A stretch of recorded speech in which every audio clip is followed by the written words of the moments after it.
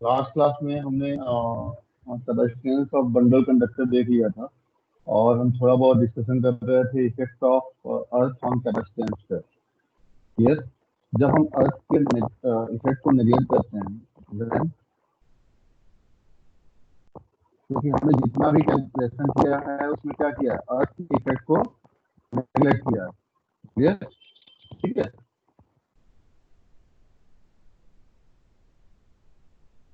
तो हम क्या कहते हैं कि जैसे मान लो ये हमारा कंडक्टर है, ठीक है, ये मेरा मान लो कंडक्टर है, तो इसका जो फ्लक्स लाइन होगा वो क्या होगा, अगर हम इसके फ्लक्स लिंकेज की बात करें, ये इनफाइनाइट तक क्या होता जाएगा, बढ़ता जाएगा। यस, यानी जैसे जैसे हम अर्थ के ये कंडक्टर के सेंटर से आगे बढ़ेंगे, हमारा फ्लक्स लिंकेज की वैल्यू बढ़ती जाएगी, बढ़ती जाएगी, बढ़ती जाएगी। यानी ये जो फ्लक्स है वो कंडक्टर के सरफेस से होते हुए कहाँ तक जा रहा है, कहाँ तक जा रहा है, इनफाइनाइट। इनफाइनाइट तक जाने का मतलब क्या हो गया, इनफाइनाइट तक जाने का मतलब क्या हो गया कि जो इनफाइनाइट पोजीशन है उसको हम क्या समझते हैं कि वहां पे कोई निगेटिव चार्ज होगा। क्लियर, निगेटिव चार्ज होगा, यानी जो फ्लक्स की लाइन है उस निगेटिव चार्ज पे क्या हो जाएगी। क्लियर, इनफाइनाइट एट इनफाइनाइट पे क्या होगा, एक निगेटिव चार्ज होगा, यानी जो फ्लक्स लाइन कंडक्टर से होके जा रही है, अगर ये पॉजिटिव कंडक्टर हम मान के चलें तो हमारे इनफाइनाइट एक्सटेंट पे एक निगेटिव चार्ज होगा। निगेटिव चार्ज होने का मतलब एक इक्विपोटेंशियल, यानी इनफाइनाइट सरफेस पे, इनफाइनाइट डिस्टेंस पे हम क्या अज्यूम कर सकते हैं कि चार्ज हमारा निगेटिव होगा और वो क्या होगा, एक इक्विपोटेंशियल सरफेस होगा।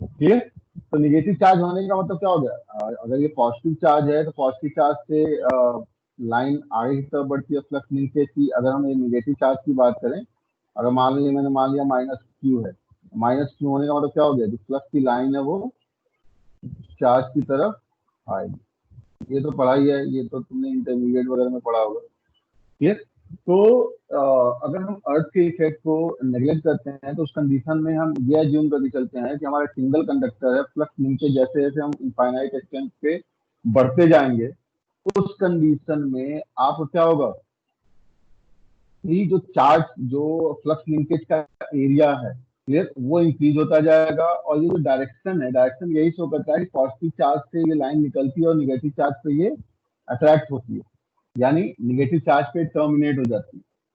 क्लियर, तो ये हमारा जंक्शन होता है जब हम अर्थ के नेगलेक्ट को, अर्थ के इफेक्ट को नेगलेक्ट कर देते हैं। अगर हम अर्थ के इफेक्ट को नेगलेक्ट ना करें, if earth effect is not neglected,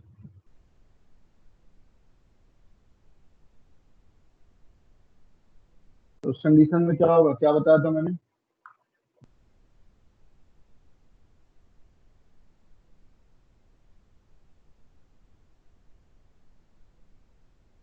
क्या डिस्कस किया था हमने। हेलो, हेलो, आवाज आ रही है। यस सर, आ रही है। थोड़ा बहुत डिस्कस किया था ना हमने लास्ट क्लास में, थोड़ा बहुत इंट्रो पार्ट को मैंने बता ही दिया था क्या चीज होता है, कैसे होता है।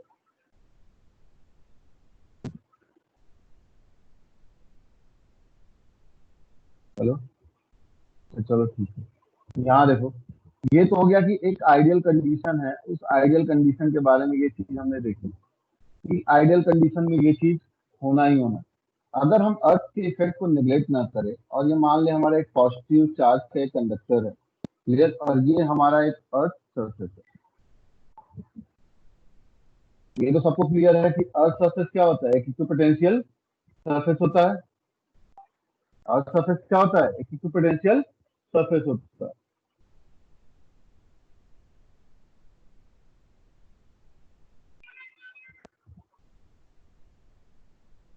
ये हमारा मान लो पॉजिटिव चार्ज प्लस क्यू है, क्लियर, ठीक है।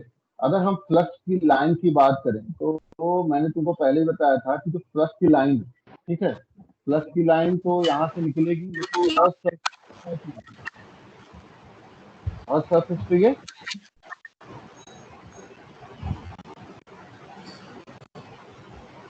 और सरफेस पे क्या होती है, नॉर्मल। परपेंडिकुलरली पे पड़ती है। क्लियर? ठीक है, यानी अर्थ सरफेस को नॉर्मली इंसिडेंट हो रहा है उसका। क्लियर? ठीक है, और ये लाइन आपकी ऐसे ही रहती है। हाइट यूज कर दो, कौन है ये?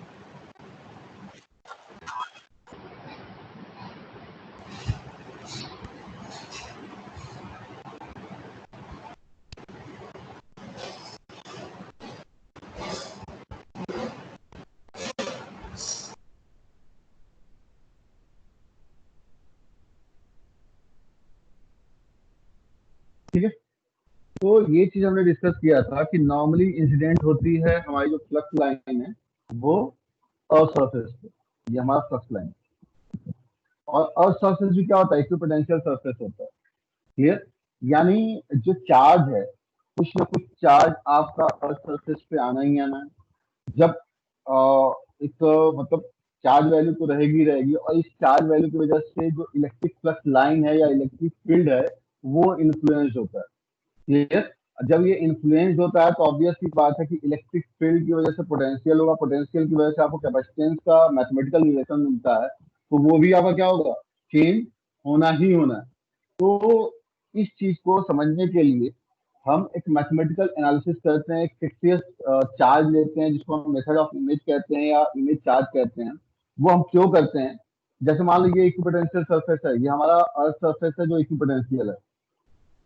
ठीक है, अगर मुझे एक इक्विपोटेंशियल सरफेस को एक्सप्लेन करना है, अगर मुझे एक इक्विपोटेंशियल सरफेस को एक्सप्लेन करना है, देखो यहाँ पे मेरी बात ध्यान से समझना है। यहाँ पे मैं थोड़ा सा बस चेंज कर रहा हूँ, बस चेंज क्या कर रहा हूँ,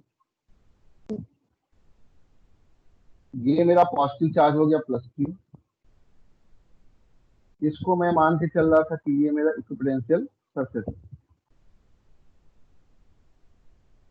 क्लियर? मैं कह रहा हूं कि इक्विपोटेंशियल सरफेस के इफेक्ट को समझने के लिए मैंने जिस डिस्टेंस पे हमारा ये चार्ज प्लस क्यू है, उसी डिस्टेंस पे मैंने एक निगेटिव चार्ज ले लिया।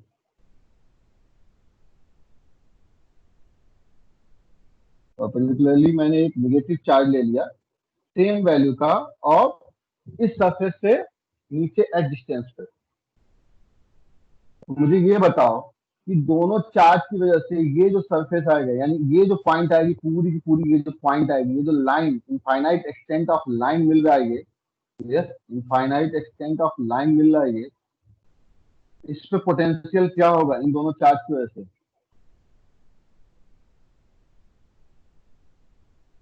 किसी भी पॉइंट पे पोटेंशियल क्या होगा इन दोनों चार्ज की वजह से?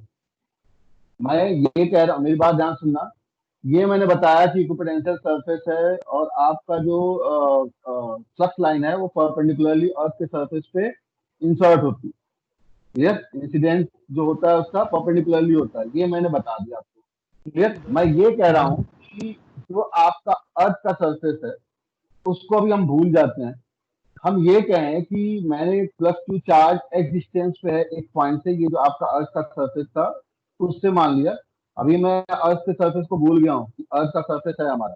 मैंने क्या किया, इस पॉइंट से एक्स डिस्टेंस पे मैंने माइनस क्यू चार्ज ले लिया। मैं इस सरफेस पे किसी भी पॉइंट पे अगर पोटेंशियल कैलकुलेट करने बैठूंगा तो उस पोटेंशियल की वैल्यू क्या डिफरेंस, मतलब डिफरेंट वैल्यू आएंगे। मेरा पूछना यही है।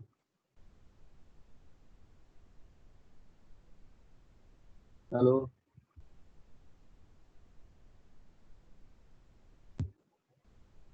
हेलो? Yes sir. मैं कह रहा हूँ ये पॉइंट हो, ये पॉइंट हो, ये पॉइंट हो, किसी भी पॉइंट में पोटेंशियल कैलकुलेट करने जाऊं तो क्या इसकी डिफरेंस मतलब वैल्यू अलग अलग आएंगी या फिर सेम वैल्यू आएंगी? ये इंटरमीडिएट में किया हुआ है तुम लोगों ने, प्लस टू लेवल पे, या जिसने जेई में जेई वगैरह की तैयारी की है उन्होंने किया हुआ है।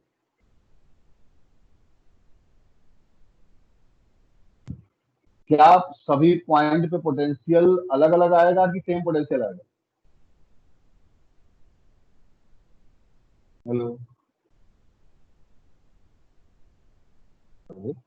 अच्छा, प्लस क्यू चार्ज की वजह से इलेक्ट्रिक फील्ड इधर की तरफ आएगा, ठीक है।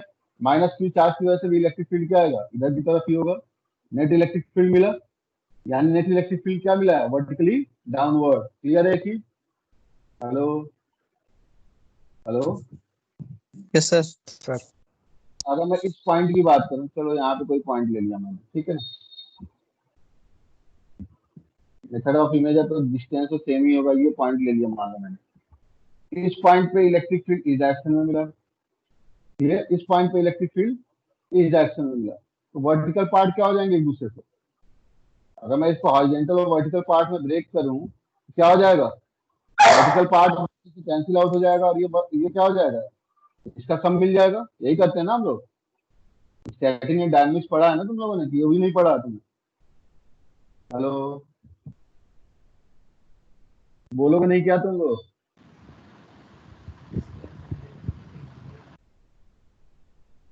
यस किसी सर। को भी समझ नहीं आ रहा है कि इस पॉइंट पे अगर मैं इलेक्ट्रिक फील्ड निकालूं, ई प्लस क्यू की वजह से प्लस क्यू ये आएगा, ई माइनस क्यू ये आएगा। इन दोनों का दो कंपोनेंट निकलेगा, हॉरिजॉन्टल एंड वर्टिकल कंपोनेंट। तो ये कंपोनेंट एक दूसरे से कैंसिल आउट हो जाएंगे, क्योंकि ये दोनों वैल्यू बराबर होती है, और ये कंपोनेंट ऐड हो जाएंगे। यानी फिर क्या हो गया, आपको जो इलेक्ट्रिक फील्ड मिल रहा है वो वर्टिकली डाउनवर्ड डायरेक्शन में ही मिल रहा है। ये चीज क्लियर नहीं है क्या किसी को? हेलो। Sir yes sir. तो पोटेंशियल की वैल्यू तुम कैलकुलेट करके भी देख लेना, क्योंकि अब ये वैल्यू जो आएगी वो एच के टर्म में, फिर यहाँ पे साइन थीटा का टर्म आएगा, ये एंगल थीटा ले ले, ये एंगल थीटा ले ले, तो उससे कैलकुलेट कर लेंगे ना। तो पोटेंशियल हर एक पॉइंट पे सेम आएगा। क्लियर? पोटेंशियल हर एक पॉइंट पे सेम आएगा। यानी इस डायग्राम को हम इस डायग्राम से रिप्लेस कर सकते हैं, और ये हम बोल सकते हैं कि अगर मुझे इक्विपोटेंशियल सरफेस को दिखाना है, जिसको मैंने अर्थ को इक्विपोटेंशियल सरफेस माना है, अगर मुझे इसको दिखाना है तो मैं ऐसे दिखा सकता हूं कि ये मेरा अर्थ का सरफेस है। मैंने एक कंपोजिट चार्ज ले लिया प्लस क्यू और दूसरा ले लिया माइनस क्यू, तो हमारा जो मिड पॉइंट का जो सरफेस आएगा, किसी पॉइंट पे पोटेंशियल सेम रहेगा, तो वो इक्विपोटेंशियल सरफेस ही हो जाएगा। तो ये क्या हो जाएगा, इक्यू पोटेंशियल सरफेस, क्योंकि हर एक पॉइंट पे आपको क्या मिलना है, पोटेंशियल सेम मिलना है। ठीक है? तो हम हमने क्या किया, सिंपली हमने एक फिक्सियस चार्ज लिया माइनस क्यू, सेम मैग्नीट्यूड का, लेकिन क्या है, नेगेटिव चार्ज लिया माइनस क्यू, जो ठीक अपोजिट और इक्वल मैग्नीट्यूड का। क्लियर? तो उसकी वजह से ये जो मिड पॉइंट आ रहा है, इस मिड पॉइंट पे किसी भी पॉइंट पे हमने कैलकुलेट किया पोटेंशियल, तो पोटेंशियल की वैल्यू सेम आ रही है। क्लियर? तो हम इस इक्विपोटेंशियल अर्थ सरफेस को ऐसे रिप्लेस कर सकते हैं ताकि हम मैथमेटिकली इसको कैलकुलेट कर सकें। क्लियर है चीज? क्लियर है चीज? Yes sir. ये चार्ज को हम इमेज चार्ज कहते हैं। This is known as image charge, and this method is known as, this method ही है ना एक। उनको एक इक्विपोटेंशियल सरफेस को एक चार्ज के टर्म में मिड पॉइंट पे पोटेंशियल सरफेस को इक्वलाइजेशन करना, उसको मैथमेटिकली बता देना, ये क्या कहला रहा है, मेथड ही कहला रहा है। तो इसलिए इस मेथड को हम कहते हैं, this method is known as method of image.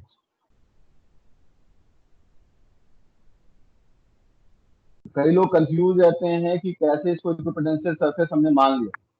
ठीक है?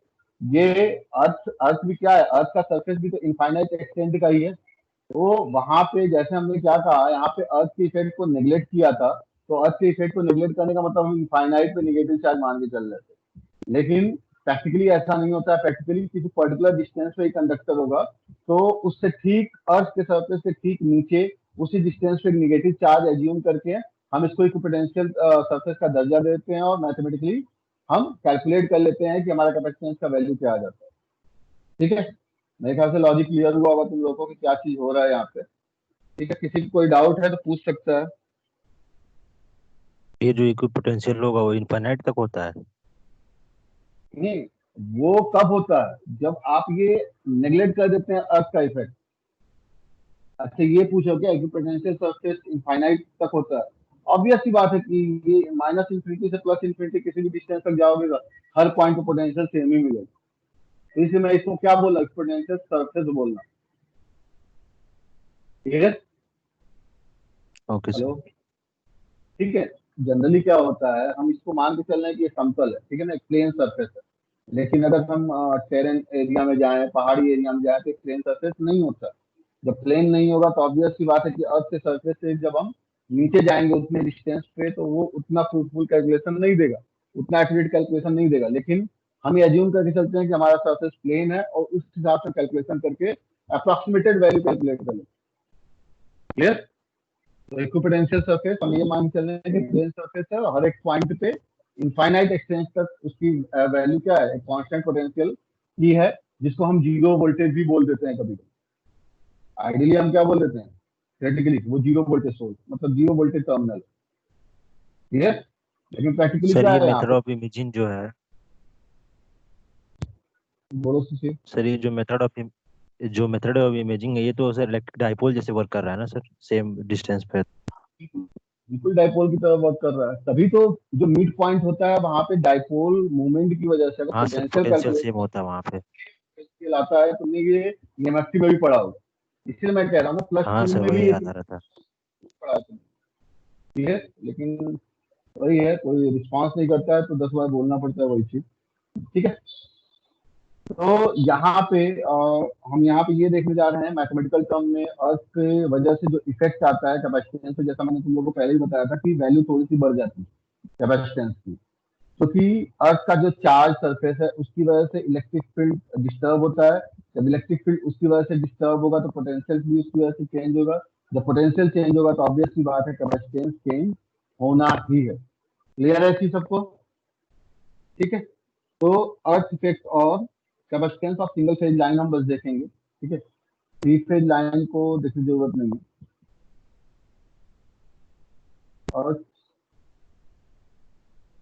इफेक्ट ऑन, बहुत सही,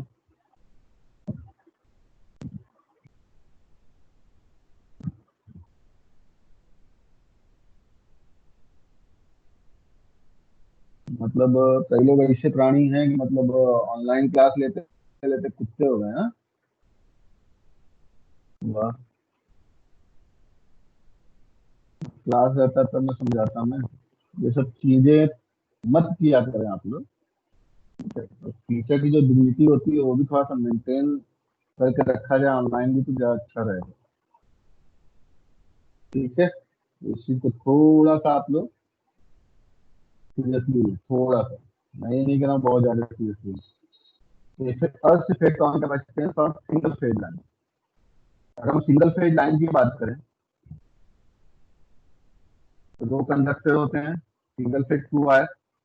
क्लियर? हमने माना ये कंडक्टर ए है और ये कंडक्टर बी है। क्लियर? ये हमारा अर्थ का सरफेस,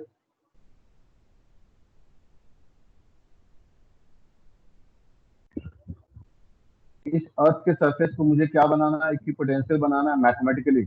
मैथमेटिकली मुझे इसको दिखाना है कि ये हमारा इक्विपोटेंशियल सरफेस है। तो हम क्या करेंगे, मेथड ऑफ इमेज यूज करेंगे। यानी जो एच डिस्टेंस पे यहाँ पे ए है, ए के जस्ट निगेटिव चार्ज। क्लियर? बात करेंगे हम लोग, यानी ये क्या हो जाएगा, A dash and this is the B dash. Clear है चीज? ठीक है, क्लियर है ये चीज? हेलो, Yes, आवाज आ sir. रही है? ठीक है, यहाँ पे मैंने कंडक्टर, जो मेन कंडक्टर वो अर्थ सरफेस के ऊपर ही होते हैं, ओवरहेड लाइन, ये एच डिस्टेंस पे मैंने मान लिया ये हमारा पॉजिटिव चार्ज प्लस क्यू है।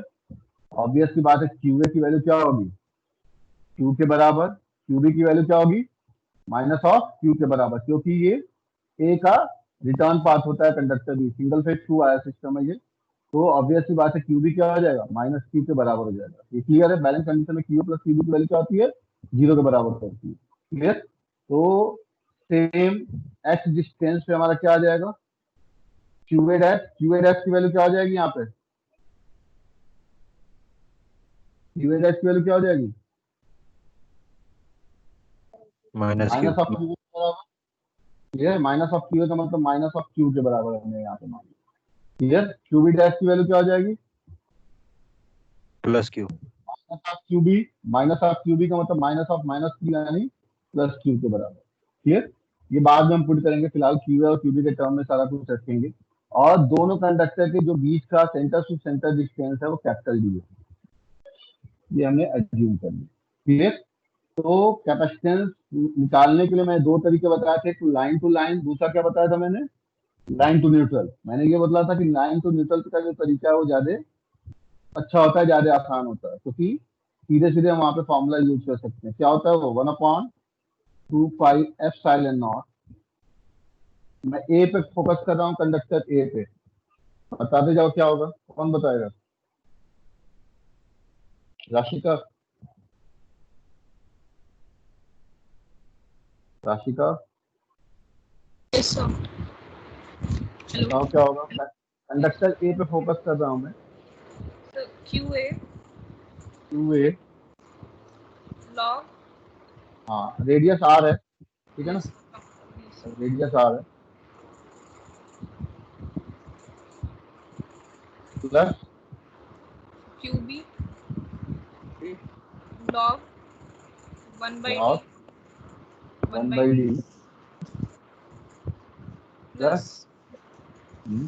so QA dash very good, log then 1 by 1 by so इन दोनों का डिस्टेंस ए 2h. डैश, बाद में लिखेंगे तो डी ए डैश, Okay. ए और ए डैश के बीच का डिस्टेंस है और इसको हम लिख लेते हैं डी ए बी, ठीक है। प्लस उसके बाद QB dash A dash, log then 1 by DAB dash. ठीक है। Yes. तो कंडक्टर ए है, कंडक्टर ए पे ये तीन कंडक्टर आ रहे हैं, तीन कंडक्टर का इफेक्ट आएगा। कई लोग सोच लेते हैं कि ए डैश तो सर ने बताया था कि डबल सर्किट होता है, नहीं, यहाँ पे मेथड ऑफ इमेज है, इमेज चार्ज है, फिक्स चार्ज हम एज्यूम कर रहे हैं। तो ये मत सोच लेना कि मतलब थ्री फेज डबल सर्किट या सिंगल फेज डबल सर्किट का जो मैंने बताया था कि ए डैश सेल्फ फेज हो जाता है, नहीं, यहाँ पे सेल्फ फेज का कॉन्सेप्ट नहीं है, यहाँ पे मेथड ऑफ इमेज का कॉन्सेप्ट है। ये तो यहाँ पे बिल्कुल मत ये सोचने बैठ जाना कि सेल्फ का कॉन्सेप्ट आ गया। क्लियर है चीज, क्लियर है सबको ये चीज। Yes, sir.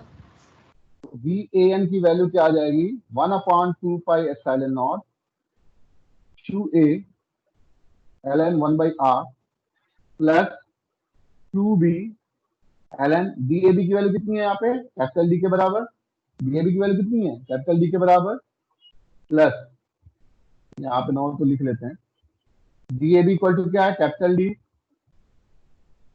D A dash क्या हो जाएगा, डी ए डैश यानी एच प्लस एच यानी 2h, और क्या बचा हमारा, D A B dash, D A B dash क्या हो जाएगा, कौन बताएगा, ये distance, Under root 4h square plus d square.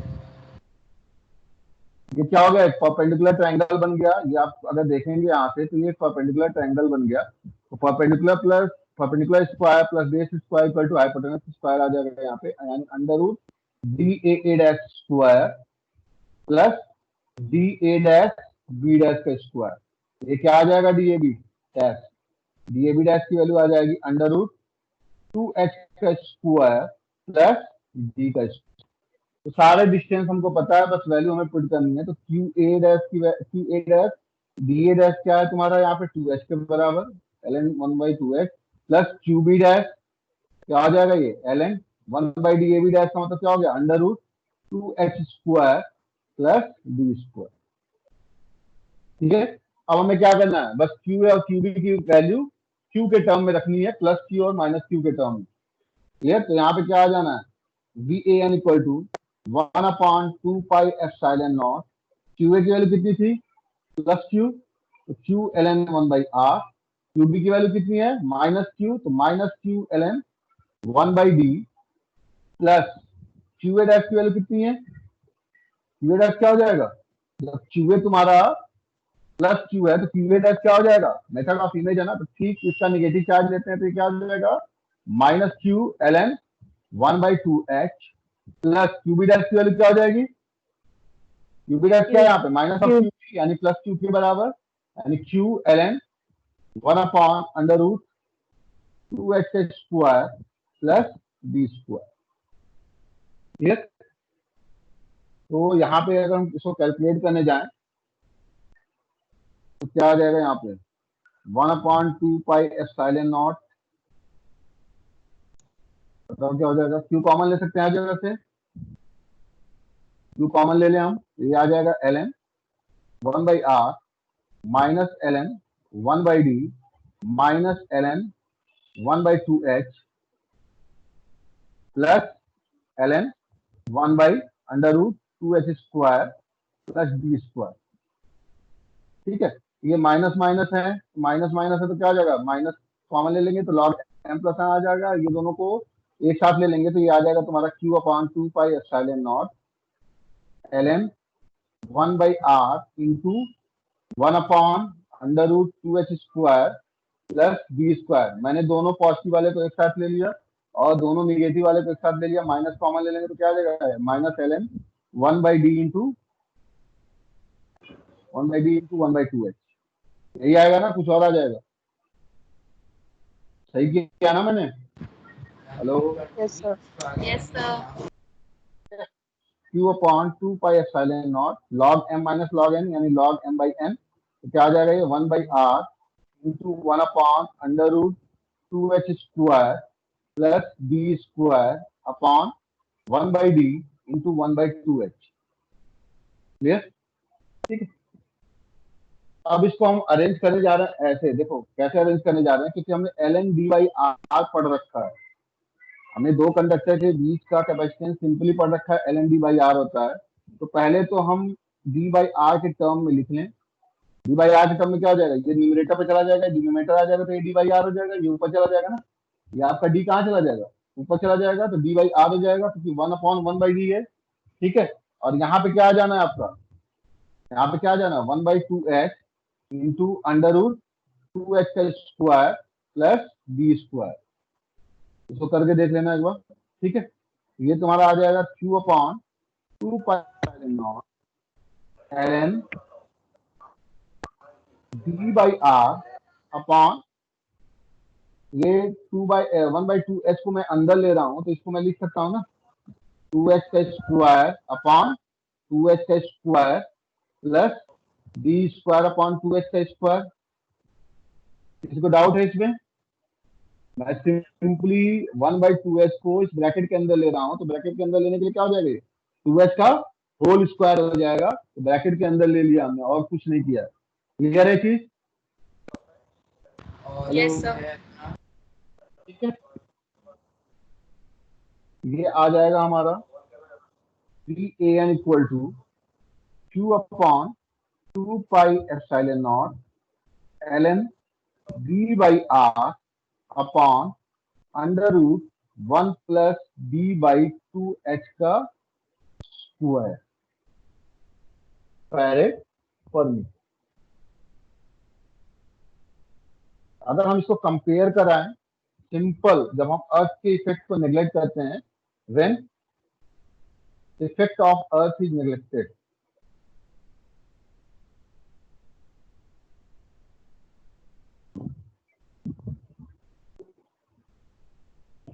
तो आपका VAN क्या आता था? अगर याद आ रहा हो तो क्या आता था? वो q/2πε0 ln d/r, यही आता था ना सिंपली। याद आ रहा है कुछ? Hello, Yes, sir. ठीक है, तो अगर हम यहाँ से कैपेसिटेंस की वैल्यू निकालें तो हमें जब अर्थ का इफेक्ट नेग्लेक्ट करके कैपेसिटेंस निकाला था, CAN की वैल्यू क्या आ जा रही थी? 2πε0 अपॉन ln d/r। अगर यहाँ पे अर्थ का इफेक्ट लेके कर रहे हैं तो CAN की वैल्यू क्या हो जाएगी? q/VAN, और इसकी वैल्यू क्या आ जाएगी? 2πε0 upon ln d/r upon √1 plus d/2h²। तुम क्या देख रहे हो कि अर्थ के इफेक्ट को कंसीडर करने में क्या हो रहा है? यहाँ पे जो डी बाई आर है उसमें क्या हो रहा है, डिवीजन हो जा रहा है किससे, √1 + d/2h² से। तो अगर हम अर्थ के इफेक्ट के साथ की कैपेसिटेंस वैल्यू को देखें with respect to negligible effect of earth, तो क्या पा रहे हो तुम लोग? मेरा क्वेश्चन सिंपल सा यही है। अगर इन दोनों को कंपेयर करें, मैं इन दोनों को कंपेयर करने जा रहा हूँ, ये अर्थ के इफेक्ट के साथ है और ये विदाउट अर्थ इफेक्ट है, तो तुमको क्या देखने को मिल रहा है?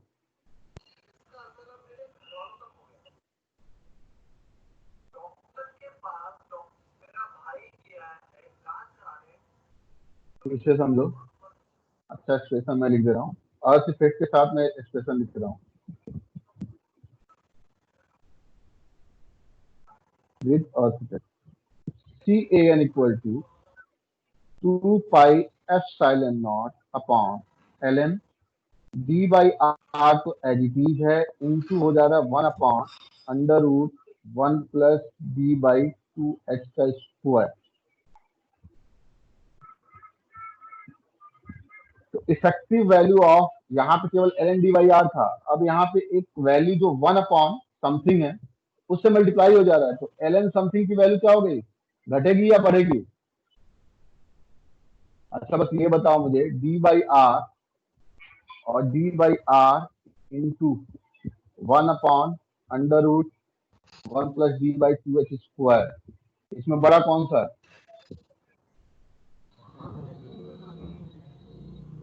d/r। ऑब्वियस सी बात है कि d/r is greater than d/r into 1/√1 + d/2h²। ये तो क्लियर है ना, इतना तो मैथमेटिक्स आता ही है तुम लोग को। और ये भी क्लियर है कि अगर हम d/r में किसी ऐसी क्वांटिटी से मल्टीप्लाई कर रहे हैं जो लेस देन यूनिटी है, ये क्या है, लेस देन यूनिटी तो है, क्योंकि ऊपर 1 है और नीचे क्या है, √1 + समथिंग है, तो √1 + समथिंग का मतलब क्या है, 1 से ज्यादा ही होना है। तो 1 से ज्यादा होना है तो इसका रेशियो क्या होना है, 1 से कम होना है। तो किसी भी चीज में, किसी भी क्वांटिटी में अगर 1 से लेस देन क्वांटिटी से आप मल्टीप्लाई करते हो तो ऑब्वियस सी बात है इसकी वैल्यू रिड्यूस हो जानी है। क्लियर? ठीक है, तो जब ये चीज रिड्यूस होगा, यानी अगर हम देखें इसके रेस्पेक्ट में अर्थ के इफेक्ट को नेग्लेक्ट करके जो हमने कैपेसिटेंस निकाला है और ये जो कैपेसिटेंस निकाला है, इसमें अगर देखें तो डिनोमिनेटर की वैल्यू क्या हो रही है, रिड्यूस हो रही है। अगर हम बात करें ln के टर्म में, यहाँ मान लो ln लगा दिया हमने, क्लियर, तो डिनोमिनेटर की वैल्यू क्या हो गई, रिड्यूस हो गई ना। इफेक्ट ऑफ अर्थ को अगर हम कंसीडर करेंगे तो डिनोमिनेटर की वैल्यू क्या हो गई, रिड्यूस हो गई। जब डिनोमिनेटर रिड्यूस हो गया तो कैपेसिटेंस की वैल्यू क्या हो जाएगी, इंक्रीज। ठीक है। तो सिंपल सा एक दो नंबर में भी एक क्वेश्चन आता है, हालांकि 5 नंबर में या फिर और भी मार्क्स में क्वेश्चन बनते हैं कि इफेक्ट ऑफ अर्थ का क्या होता है ऑन कैपेसिटेंस। तो आपको सिंपली यही डेरिवेशन दिखाना है और ये बता देना है कि due to effect of earth the capacitance value is increase. Clear? तो अर्थ के इफेक्ट की वजह से क्या हो जाता है, कैपेसिटेंस वैल्यू इंक्रीज हो जाती है। तो आप ये लिखेंगे, due to effect of earth consideration, अगर हम इसको कंसीडर करते हैं, लाइन टू न्यूट्रल या phase capacitance, line to neutral capacitance will increase.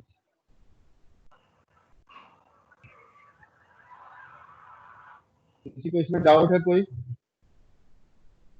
Hello, derivation में किसी कोई डाउट है? नो सिंपल है, जो सर। है उसी लॉजिक के थ्रू चलना है, कुछ नहीं करना। No sir.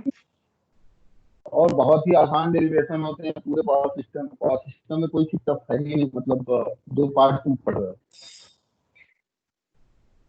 तो मेरे ख्याल से क्लियर है, आप लोग कर लोगे, इफेक्ट ऑफ अर्थ हो जाएगा। Yes sir.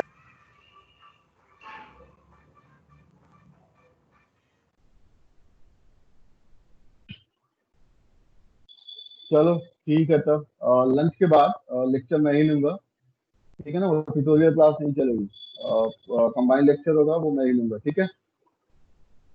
Hello, okay sir. Okay sir. Okay sir. चलो लंच के बाद मिलते हैं, कुछ न्यूमेरिकल डिस्कस करेंगे और ठीक है।